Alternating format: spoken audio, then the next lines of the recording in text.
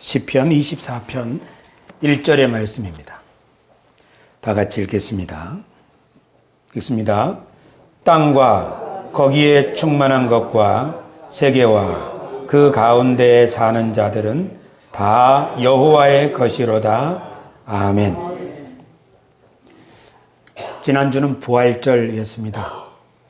부활절 준비하느라고 마음을 많이 썼더니 부활절이 끝나고 나서 한 주간이 굉장히 긴 것 같습니다. 여러분 한 주간 평안하셨습니까? 한 사람 한 사람 사연을 들어보면 여러 어려움들이 있지요. 즐거운 일도 있고요.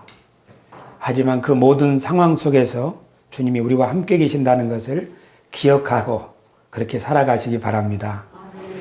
우리 옆 사람과 한번 인사합시다. 만나서 반갑습니다.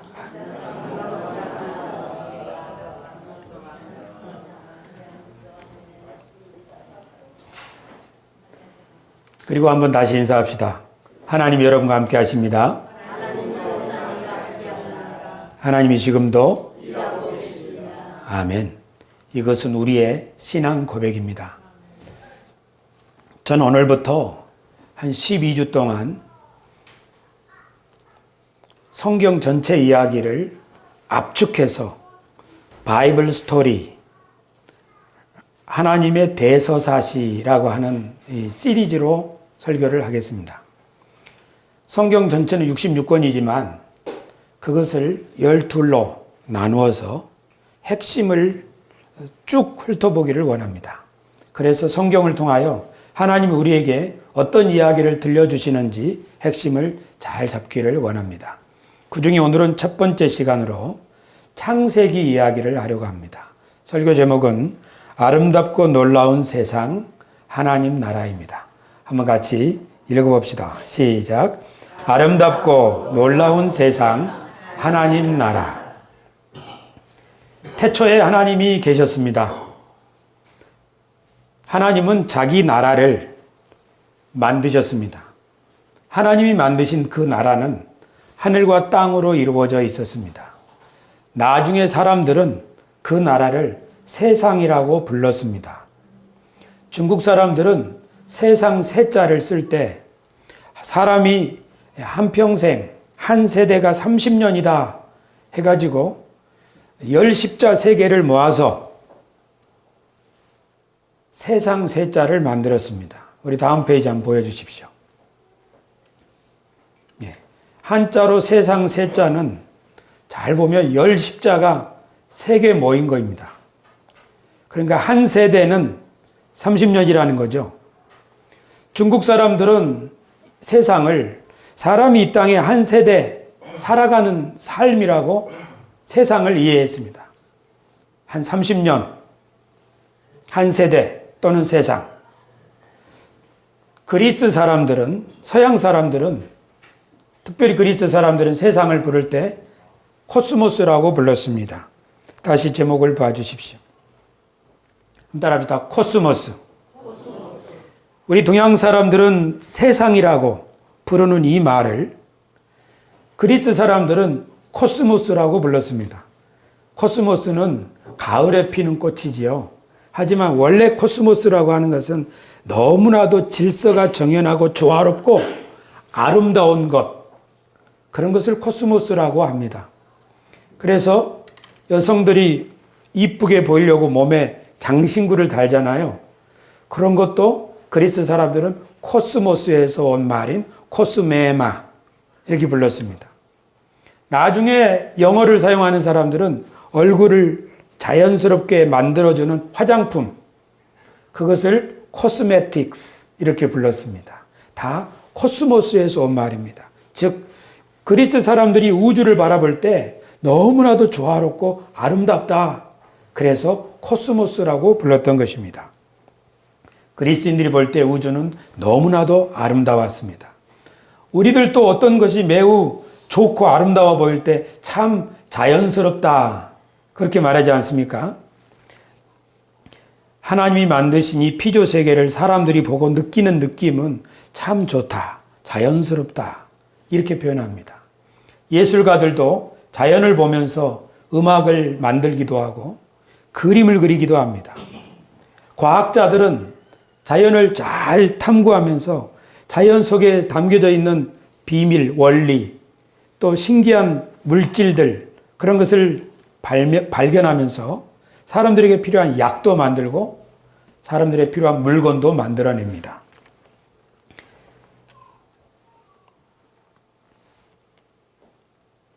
하나님은 이처럼 자연 만물 속에 하나님의 신비한 지혜와 솜씨를 숨겨 놓으셨습니다. 사람들은 그 자연 만물 속에서 하나님의 솜씨를 발견해내면서 매우 하나님의 솜씨가 뛰어나다고 놀라워합니다. 그래서 지혜로운 사람들은 자연 속에 숨겨져 있는 하나님의 지혜와 솜씨를 발견해내는 보물찾기를 잘하는 사람들입니다. 요새 어떤 지혜로운 경영인들은 회사를 경영할 때 자연 속에 있는 원리를 발견해서 회사 경영에도 도입합니다. 예를 들면 사원들을 잘 통제하고 감시하는 것만이 중요한 게 아니라 직장인들이 서로 소통하고 생태계처럼 서로 친밀한 관계를 맺으며 생태계가 더 번성해지는 것처럼 회사 분위기를 서로 잘 소통할 수 있는 분위기를 만드는 것이 훨씬 회사의 생산성을 높인다는 것을 깨닫고 자연의 원리에서 경영과 지도력의 원리를 적용하는 사람들도 있습니다. 어떤 철학가나 사상가들은 복잡한 도시를 떠나서 한적한 시골에 오두막집을 짓고 거기서 자연을 벗삼아 인생에 대해서 깊이 생각하는 시간을 갖기도 합니다. 우리 교회에서 지금 청년들이 읽고 있는 책, 자기 신뢰라고 하는 책, 200년 전에 미국의 한 목사님이 쓰신 책입니다. 그 책에는 이런 내용이 있습니다. 제가 잠깐 소개해 드리겠습니다. 사람들은 머뭇거리면서 변명만 늘어놓는다. 자신의 다리로 굳건하게 서 있지 못한다. 나는 이렇게 생각한다. 또는 나는 이렇다라고 감히 말하지 못하고 성인과 현자의 말을 인용한다. 그래서 사람들은 풀잎이나 활짝 핀 장미 앞에 서면 부끄러움을 느낀다. 내 방 창문 아래 피어있는 장미는 예전에 피었던 장미나 자기보다 더 아름다운 장미를 마음에 두지 않는다. 장미는 있는 그대로 그저 피어있을 뿐이며 하나님과 함께 오늘을 살고 있다. 장미에게는 시간이 없다. 단지 장미로 존재할 뿐이다. 장미는 존재하는 매 순간 완벽하다. 잎눈이 트기 전에도 장미의 온 생명은 활동한다. 꽃이 활짝 피었다고 생명 활동이 증가하는 것도 아니요. 잎이 떨어져 뿌리만 남았다고 생명 활동이 감소하는 것도 아니다. 장미의 본성은 어떤 순간에도 똑같이 만족하고 자연도 장미의 존재에 매 순간 만족한다. 에머슨이라고 하는 이분은 뜰에 피어있는 장미꽃을 보면서 그래, 묵묵히 하나님 앞에서 살아가는 인생, 다른 사람과 비교하지 않고 자신의 삶을 살아가는 인생, 그렇게 살아가는 나를 하나님도 만족하게 생각하실 거라고 그렇게 바라보는 이런 인생의 통찰을 시로 써서 200년 후에 우리들에게 도움을 주고 있습니다. 이처럼 사람이 하나님이 만드신 자연 만물을 잘 살펴보면서 지혜를 얻고 자연으로부터 우리는 영감을 얻어냅니다. 하나님은 자연 만물에 하나님의 솜씨와 지혜를 숨겨 놓으셨습니다. 성경에서 지혜의 책이라고 하는 잠언에 이런 말씀이 있습니다. 이를 숨기는 것은 하나님의 영광이요 이를 밝히 드러내는 것은 왕의 영광이다. 그러니까 하나님은 하나님의 솜씨를 잘 숨겨 놓으셨고 왕의 대리인인 하나님의 대리인인 우리들은 하나님이 숨겨 놓으신 그 지혜를, 그 경륜을 또는 그 아름다운 솜씨들을 발견해내서 하나님이 이런 분이라고, 이렇게 자연이 놀랍다고, 그렇게 드러내는 사람, 이 사람이 바로 왕의 영광이다라고 했으니 그런 사람들이 칭찬하고 있습니다. 자연 속에서 하나님의 솜씨를 발견할 수 있는 사람, 그 사람이 바로 자신이 하나님의 보물찾기에 성공하고 있는 사람입니다. 그가 농부든 그가 학자든. 그런데 성경에 보면 시편 기자들은 자연 속에 있는 하나님의 솜씨를 잘 발견한 사람들입니다. 시편에서 이런 찬송시가 있습니다. 그는 공의와 정의를 사랑하시며 세상에는 여호와의 인자하심이 충만하도다. 뭐가 충만하다고요? 여호와의 인자하심이. 그 영화로운 이름을 영원히 찬송할지어다. 온 땅에 그의 영광이 충만할지어다. 아멘 아멘. 시편 72편 19편의 말씀입니다. 그러니까 지금부터 3000년 전의 사람들은 자연 만물 속에서 하나님의 인자하심과 하나님의 영광을 바라볼 수 있던 그런 눈을 가진 사람들입니다. 하나님도 모세에게 말씀하셨습니다. 그러나 진실로 내가 살아있는 것과 여호와의 영광이 온 세계에 충만할 것을 두고 맹세하노니. 하나님도 말씀하십니다. 하나님의 영광이 온 세계에 충만하다고요. 하나님이 성막을 다 지은 모세의 그 성막에 하나님의 영광으로 충만하게 가득 채우셨을 때 모세는 그 충만한 영광을 보고 너무 두려워서 감히 성막에 들어가지 못했다고 합니다. 하나님은 하나님의 영광을 충만하게 채우시는 분입니다. 하나님이 천지 만물을 창조하실 때도 하늘과 바다와 땅에 생물로 충만하게 채우셨습니다. 그들에게 복 주시기를 생육하고 번성하여 땅에 충만하라. 하나님은 이처럼 모든 만물을 충만한 생명으로 가득하게 하시는 분입니다. 창세기 1장에 하나님이 천지 만물을 다 창조하시고 그 마음의 소감을 31절에서 이렇게 말씀하십니다. 하나님이 지으신 그 모든 것을 보시니 보시기에 심히 좋았더라. 그러니까 하나님의 눈으로 하늘과 우주를 바라보면 이야 정말 좋다. 하나님의 눈으로 바다와 이 모든 만물을 바라보면 정말 생명으로 충만하구나. 내 마음이 흡족하다. 하나님은 그렇게 세상 만물을 바라보십니다. 할렐루야. 어떤 훌륭한 예술가는 바라보는 안목이 다릅니다. 하나님은 우리와 다른 눈으로 세상을 바라봅니다. 저는 이 설교를 통해서 우리의 왜곡된 또는 가려진 눈이 아니라 하나님의 눈으로 세상을 바라볼 수 있게 되기를 바랍니다. 하나님의 성격, 하나님의 성품은 거룩함입니다. 하나님의 성품은 인자함입니다. 그리고 또 하나님의 성품은 충만함입니다. 가득 채우시는 분입니다. 사람들 중에도 손이 큰 사람이 있습니다. 후덕하다고 하죠. 하나님의 성품 중에 하나는 충만한 것을 보고 흐뭇해 하시는 그런 성품이 있습니다. 우리 교회 태호가 있죠. 태호가 오늘 저를 만나더니 복도에서 이 90도보다 더 크게 인사를 했어요. 머리가 거의 땅에 닿을 듯 인사를 합니다. 아마 교육을 잘 받았나 봐요. 좋은 가문은 자녀들에게 인사를 잘 가르칩니다. 자녀들이 인사하는 것이 좋다는 것을 잘 가르치는 가문은 좋은 가문이 될 수 있는 싹이 있습니다. 어머니, 아버지가 그 어린 자녀를 보고 흐뭇해합니다. 할머니, 할아버지가 손주의 재롱을 보고 흐뭇해합니다.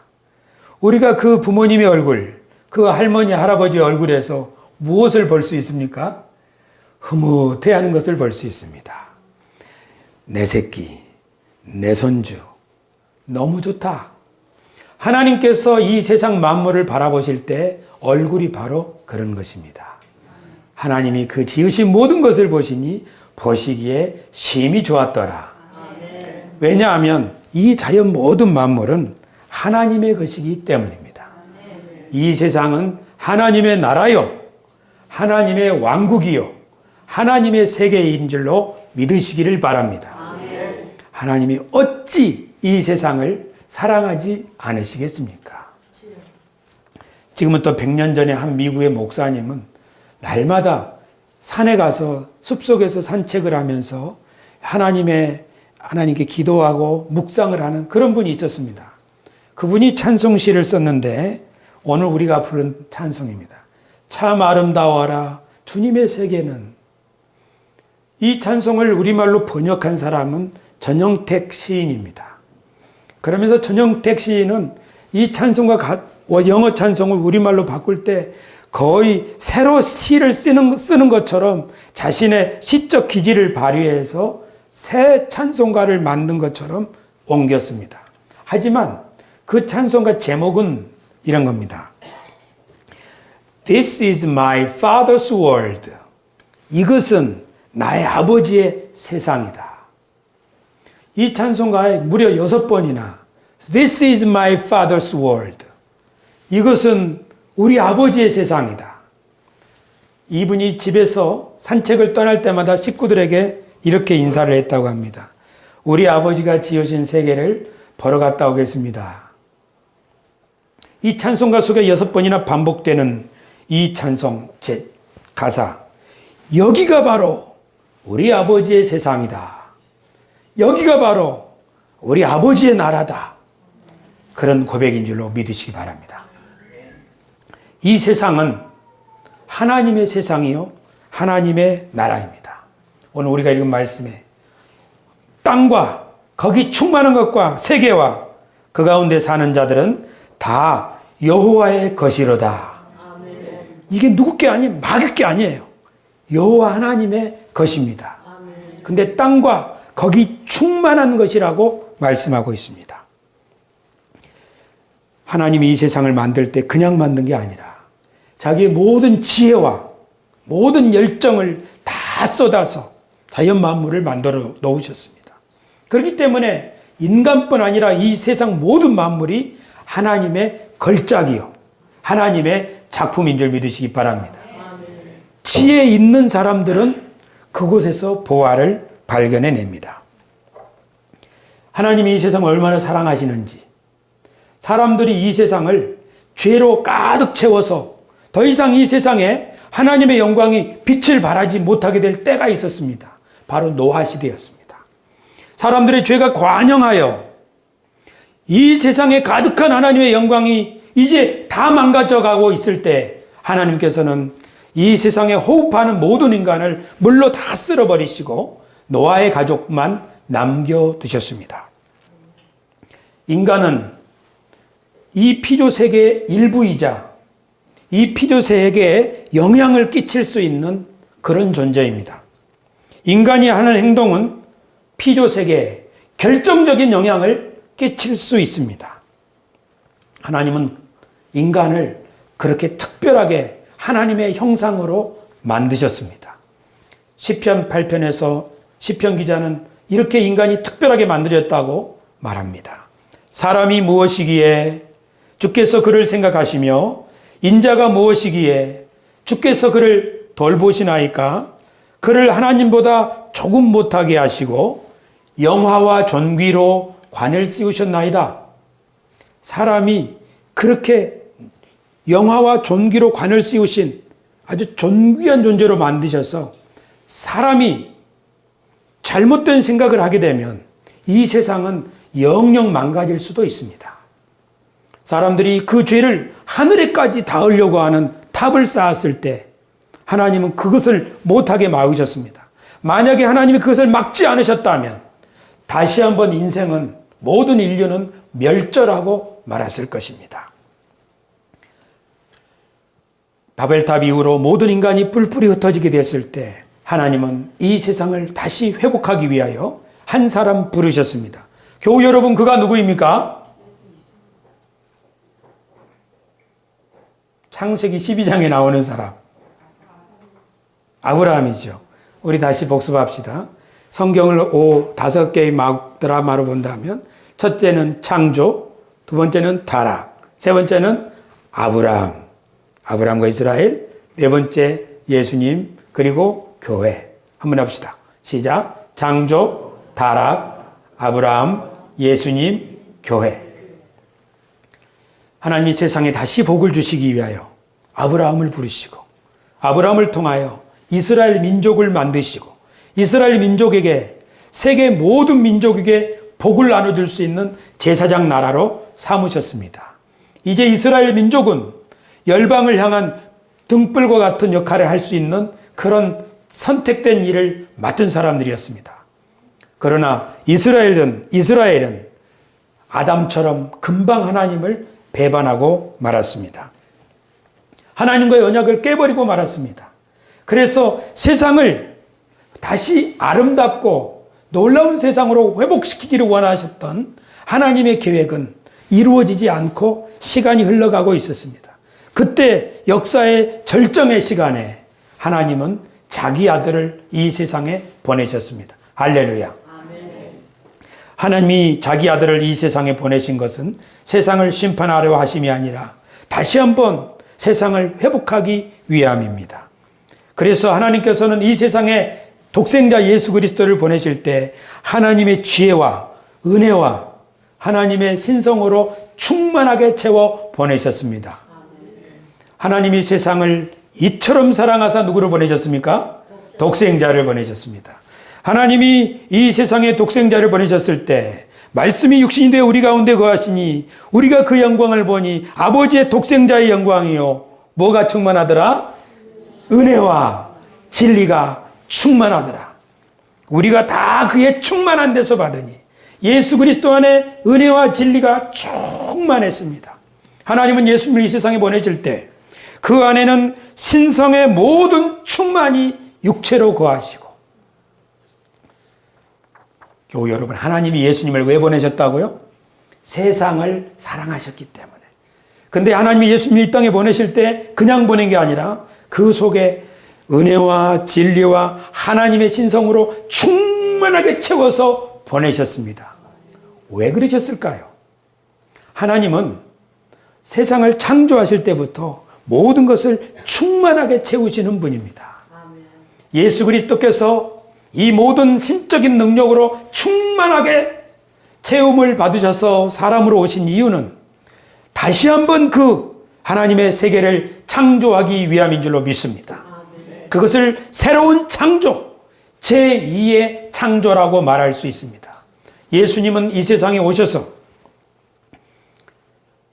하나님의 피조 세계에 결정적으로 중요한 역할을 할 수 있는 사람들을, 하나님의 동역자들을, 하나님의 대리인들을 만들기 위하여, 그들을 새롭게 창조하기 위하여 하나님의 모든 신성과 은혜와 진리로 충만함을 입고 이 땅에 오신 줄을 믿으시기 바랍니다. 아멘. 할렐루야. 아멘. 그래서 아담이 하나님의 형상으로 충만했던 것처럼 예수 그리스도는 우리들에게 하나님의 은혜와 하나님의 진리로 충만하게 채워주기를 원하십니다. 믿으시기 바랍니다. 예수 그리스도는 우리들에게 하나님의 모든 지혜로 충만하게 채우기를 원하시는 줄 믿으시기 바랍니다. 우리가 다 그의 충만한 데서 받으니 은혜 위에 은혜로라. 바울 사도는 이것을 경험했습니다. 하나님의 은혜가 얼마나 충만한지, 예수 그리스도를 통해서 주시는 하나님의 지혜와 하나님의 능력이 얼마나 충만한지, 그래서 어떤 장애물과 어려움도, 어떤 세속적인 권력도, 심지어 자기 육체를 깎아먹는 육체의 아픔이나 가시도 넉넉히 이길 수 있는 이 하나님의 능력을 경험하면서 교회를 위해서 기도합니다. 바울 사도가 교회를 위해서 기도할 때 이렇게 기도합니다.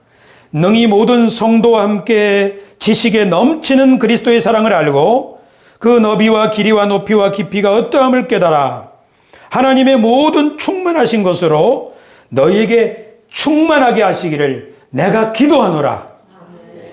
우리 가운데서 역사하시는 능력대로 우리가 구하거나 생각하는 것 모든 것에 더 넘치도록 능히 하실 이에게 교회 안에서와 그리스도 예수 안에서 영광이 대대로 영원무궁하기를 원하노라. 아멘.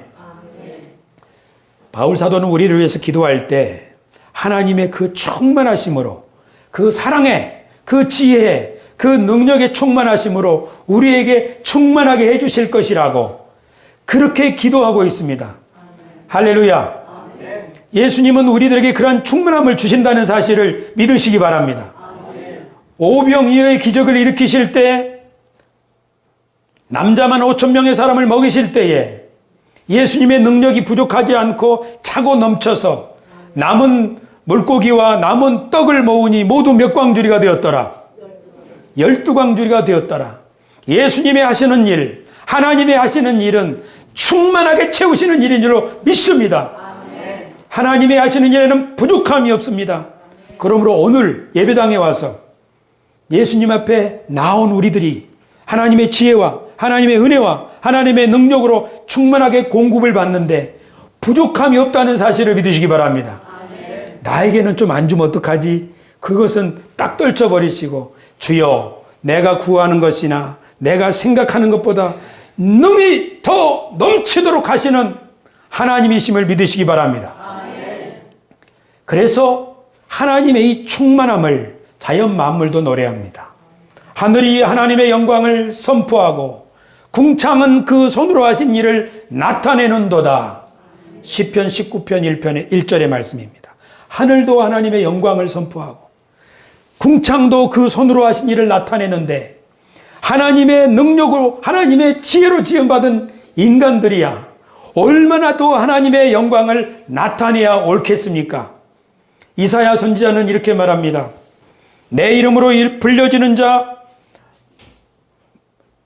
곧 내가 내 영광을 위하여 창조한 자를 오게 하라. 그들을 내가 지었고 그를 내가 만들었느니라. 우리들을 하나님의 영광을 마음껏 나타낼 수 있는 그런 사람으로 만드셨다는 말입니다. 이사야 43장 21절에는 이 백성은 내가 나를 위하여 지었나니 나를 찬송하게 하려 함이니라. 자연 만물이, 하늘이 하나님의 영광을 선포한다면 우리들이, 인간들이 얼마나 더 하나님의 위대하심과 그 선하심을 소리 높여 찬양하고 우리 삶 가운데 그 영광을 나타내야 하겠습니까? 이것이 바로 하나님의 대리인이요 하나님의 형상으로 지음받은 우리 사람의 본분인 줄로 믿습니다. 그렇게 살아갈 수 있도록 하나님께서는 예수님을 이 땅에 보내실 때 충만하게 채우셔서 인간들에게 보내주셨습니다. 그래서 예수 그리스도를 주로 고백하는 사람들은 이런 하나님의 은혜와 진리가 충만하게 체험을 받고 하나님의 은혜와 능력으로 충만하게 덧입을 수 있다는 사실을 믿으시기 바랍니다. 그렇게 덧입고 우리들로 하여금 하나님의 피조 세계를 잘 관리할 수 있는 대리인이 되게 하려는 것입니다. 바로 우리가 그런 사람이라고 바울 사도는 에베소서 2장 10절에서 말씀합니다. 한번 따라 합시다. 우리는 그가 만드신 바라. 조금 원기왕성하게 해도 좋습니다. 그리스도 예수 안에서 선한 일을 위하여 지으심을 받은 자니. 아멘. 우리는 그가 만드신 바라. 그리스도 예수 안에서 선한 일을 위하여 지으심을 받은 자니. 이는 하나님이 전에 예비하사 우리로 그 가운데서 행하게 하려 하심이니라. 여러분, 우리가 살고 있는 이 세상에서 우리는 어떤 존재입니까? 중국 사람들은 30년 사는 세상이라고 말합니다. 그리스 사람들은 참 아름답다, 만물이 너무 아름답다, 코스모스라고 말했습니다. 그러나 그 속에는 하나님 이야기가 빠져 있습니다.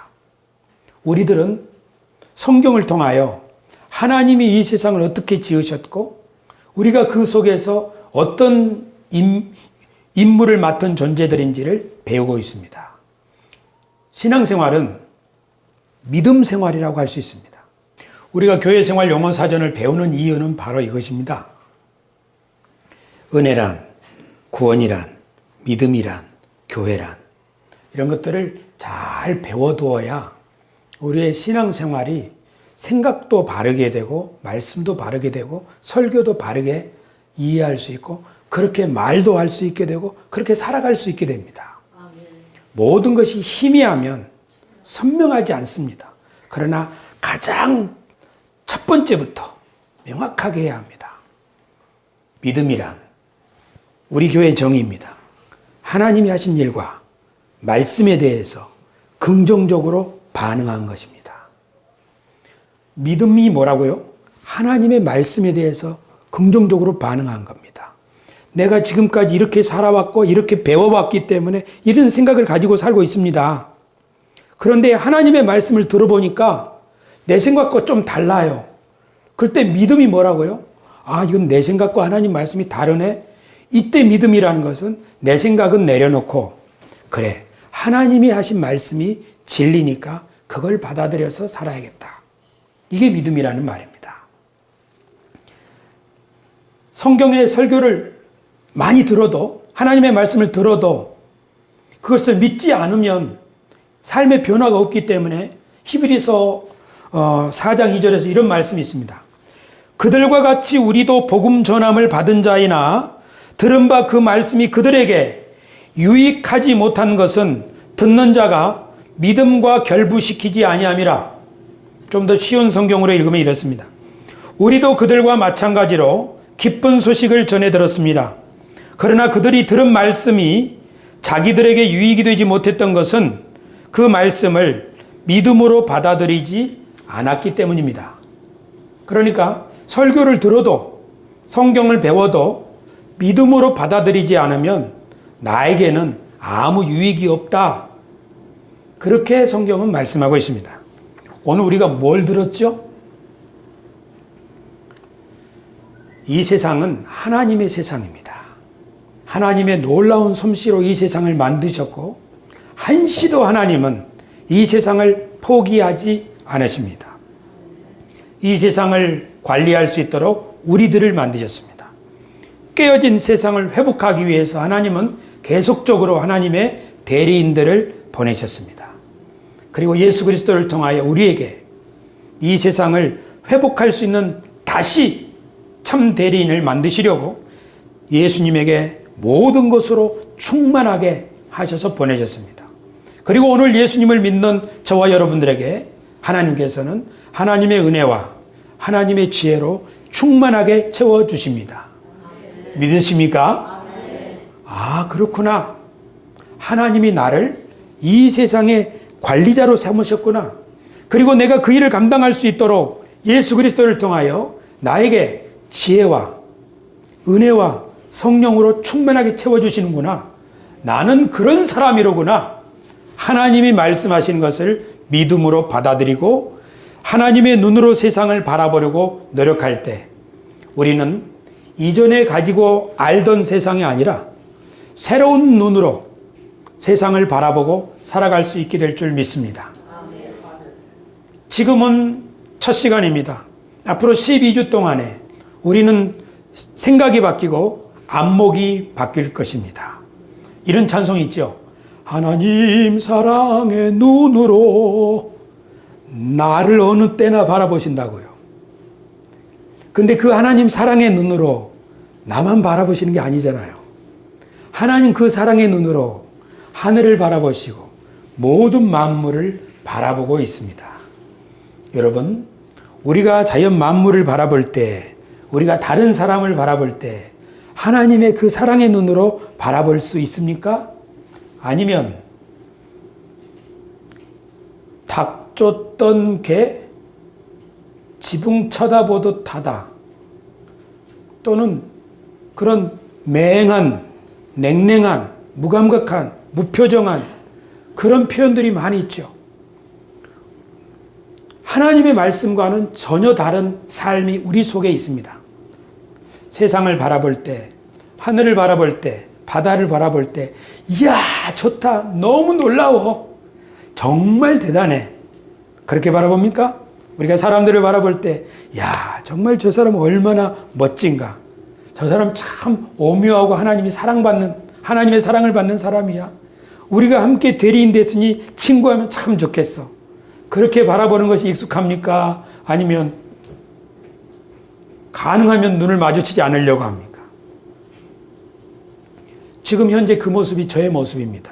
아침 운동하다가 엘리베이터에서 가능하면 눈 안 마주치려고 휴대폰을 보지요. 왠지 우리는 그렇게 삽니다. 현재 그것이 우리의 모습입니다. 저의 모습입니다. 저의 눈은 왜곡된 눈을 가지고 있습니다. 하나님의 눈이 아닙니다.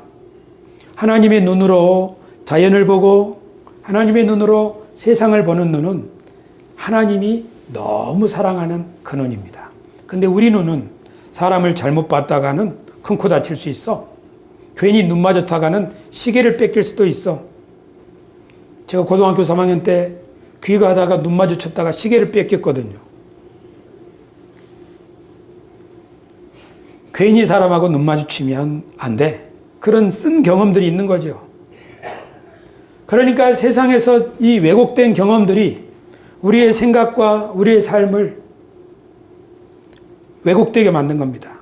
사람의 생각이 왜곡되면 그 사람의 삶도 왜곡되고 그 집안도 왜곡되고 그 사람이 살아가는 땅도 왜곡됩니다. 그러나 사람의 생각이 똑바르고 밝고 건강하면 그 사람의 집안도 밝고 그 사람이 살아가는 세상도 밝아집니다. 우리가 이 세상을 바꾸려고 할 때 가장 먼저 변화되어야 되는 것은 우리의 생각입니다. 근데 우리의 생각은 하나님의 말씀으로부터 새로워질 수 있습니다. 지금 하나님의 말씀을 이제 조금 듣기 시작했습니다. 우리는 세상에서 너무 많은 그릇된 경험들과 가르침들로 우리의 생각과 시선이 왜곡되어 있다는 사실을 인정해야 합니다. 그러나 주님 앞에 나와서 말씀을 배우고 믿음의 말씀으로 하나님의 관점, 하나님이 하신 일, 하나님의 말씀, 하나님의 안목, 하나님의 마음 이런 것들을 조금씩 배워가면서 아멘, 그래요. 이것도 아멘, 그래요. 이렇게 하다 보면 우리의 생각이 어느덧 밝아지고 맑아지고 당당해지고 마음속에 감사가 우러나기 시작하고 그렇게 하면서 비로소 우리는 이 피조 세계를 결정적으로 영향을 미치는 하나님의 대리인들이 될 줄로 믿습니다. 중국에서 한국산 쓰레기를 받아들이기 거부하니까 지금 우리나라에 쓰레기 대란이 일어나지 않습니까? 쓰레기 대란이 일어나서 지금 재활용품을 분류하는 작업이 새로운 혁명이 일어날 것이라고 말하는 사람들도 있습니다. 맞습니다. 우리는 지금 그렇게 해야 합니다. 하지만 몇 가지 행동의 문제가 아니라 어쩌면 우리 이 시대는 전적으로 우리의 생각이 완전히 바뀌어져야 할 것입니다. 바로 하나님이 만드신 이 아름답고 놀라운 세상과 그 세상의 관리인으로 세우신 우리들 인간들 그리고 우리가 하나님의 지혜와 성령으로 충만함을 받을 때 우리의 환경과 우리의 세상이 얼마나 새로워질 수 있는지 바로 이것이 또 이곳이 하나님의 세상이요 하나님의 나라이기 때문입니다. 믿으시기 바랍니다. This is my Father's world. 오늘 우리가 불렀던 참 아름다워라 주님의 세계는 하나님은 우리를 빨리 죽여서 먼 나라로 데려가려고 이 땅에 예수님을 보내신 것이 아니라 우리를 창조의 형상으로 회복하여 하나님의 피조 세계를 회복해 갈 수 있는 참 대리인으로 삼으시려고 이 땅에 예수 그리스도를 보내신 줄 믿습니다. 우리가 그 일을 열심히 하면 예수님이 다시 오셔서 잘하였다 착하고 충성된 종아 칭찬하실 것입니다. 그리고 우리가 완성하지 못한 그 일, 곧 하나님이 너무나 사랑하시는 이 세상을 새 하늘과 새 땅으로 바꾸시기 위하여 예수님이 이 세상에 다시 오실 것입니다. 할렐루야. 기도하겠습니다. 하나님 아버지, 오늘 저희들은 성경을 통하여 하나님이 얼마나 이 세상을 사랑하는지, 얼마나 끈질기게 그리고 영원히 이 세상을 포기하지 않으시고 회복하고 그것을 다시 더 아름답고 더 놀라운 세상으로 만들기를 원하시는지 오늘 말씀을 통하여 배웠습니다. 그리고 그것을 위하여 예수 그리스도를 보내셨고 충만함으로 우리들에게 덧입혀 주심도 배웠습니다. 오늘 주 예수 그리스도 안에서 성령과 함께 살아가는 우리들, 하나님의 영광과 지혜와 능력으로 충만함을 입어 우리의 삶과 우리의 가정과 우리가 사는 이 세상을 새롭게 만드는 일에 동참하게 하여 주시옵소서. 우리 눈에, 우리 마음에 하나님의 눈길 그리고 하나님의 마음으로 가득하게 하여 주시어서 하나님의 영광을 하늘이 노래하는 것보다 우리들의 삶으로 하나님의 영광을 충만하게 나타내는 그 충만함이 더욱 커지게 하여 주시어서 공기도 하늘도 새도 바다도 물도 그리고 땅의 짐승들도 모든 만민도 다시금 회복될 수 있는 새 하늘과 새 땅이 되게 하여 주시옵소서. 예수님의 이름으로 기도드리옵나이다. 아멘.